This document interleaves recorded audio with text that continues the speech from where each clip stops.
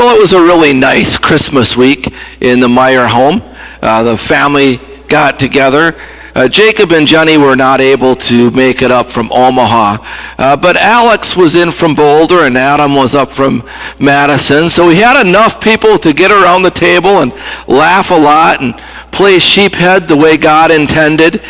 And on Monday night, we were able to watch the Packers together. They went into Minnesota, and light defeated darkness, and it was all good. On Christmas Eve, we came at 4 o'clock as a family, and I assisted, but I didn't preach. I listened. When I asked Michelle what she wanted for Christmas, she said she just wanted me to listen more. So I came and I listened and Sister Marla gave a wonderful reflection on making room in our hearts for Christ to come to life. And the music was wonderful and inspiring, and everyone was so happy. And at that Mass, there were like 1,000 people here. The place was packed and crowded to the back. And afterwards, we stood in the gathering space and greeted people, and all these families and all these children filled with so much joy, so much life as they were headed home as families to celebrate Christmas. And it was just such a gift to share that moment with all these people. Then one guy came up to me and shook my hand and looked me in the eye and with a real smart aleck smirk said, "Well, Deacon Steve, that was probably the best homily you ever gave." And just like that, the Christ-like love drained from me a little bit. That brings us to today. Right, here we are, a few days after Christmas, and the joy and the exuberance of incarnation of God in us, within us, around us, among us, flowing through us, is suddenly threatened by these other voices, the voices of Herod. And sometimes those voices come to us from outside of ourselves, from out in the world.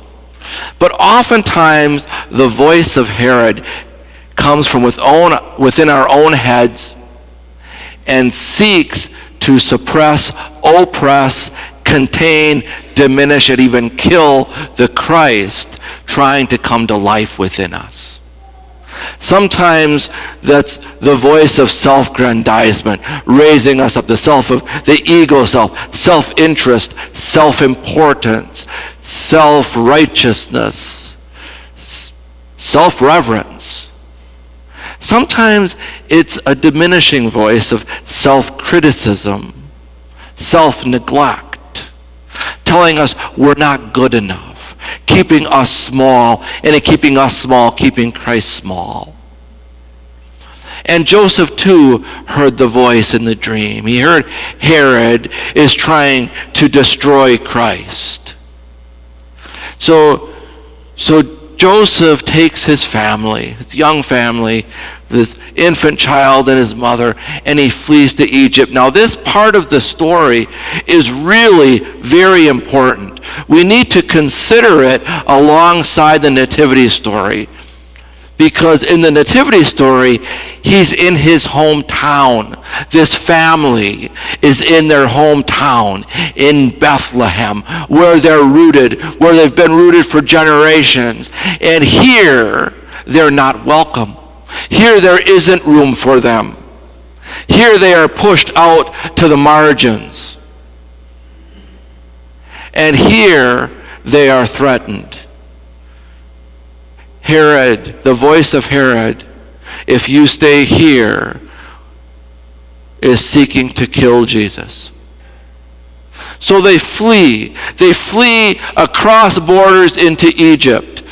Strange people in a strange land. They become refugees, immigrants in a new country where they look different from everyone else. They speak a different language. But there they are welcomed. There they are safe, and Christ has a chance to grow and thrive and is not threatened. Now, the social message in this right now, in the current climate, is obvious. It's it's self-evident and clear, especially when we think about the number of families that have been separated, parents and children pulled apart. But rather than dwell on the obvious, let's dig deeper.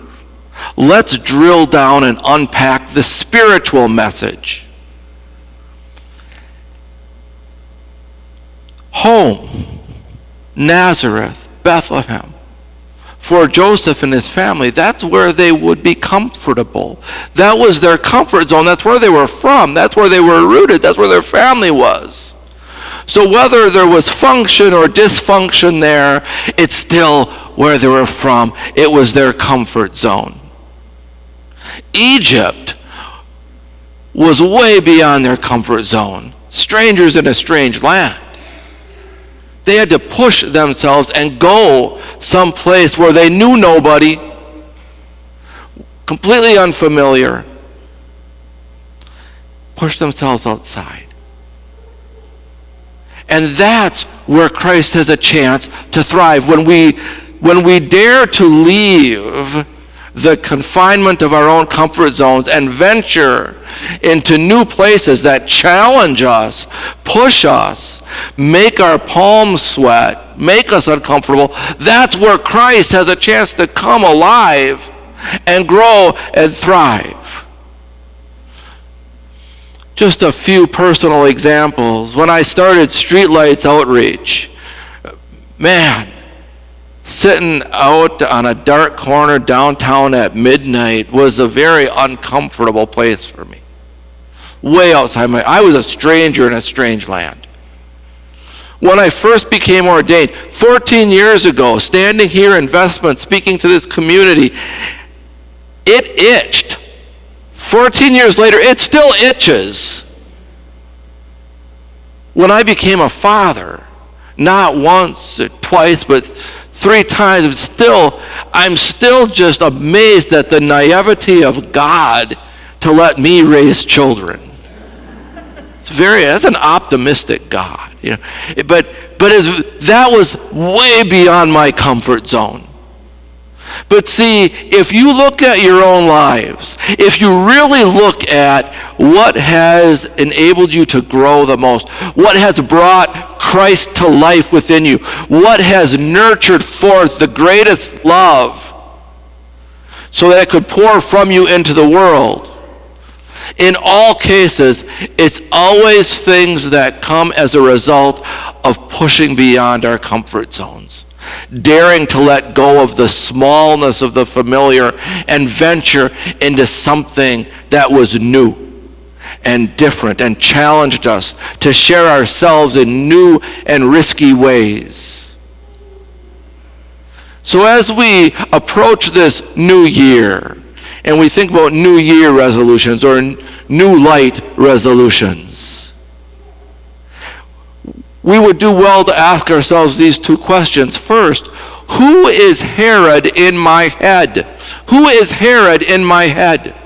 What is the voice that keeps me self-centered, self-interested, small, that diminishes and keeps that Christ love contained, overpowered, and threatens to even kill it? Who is Herod in my head?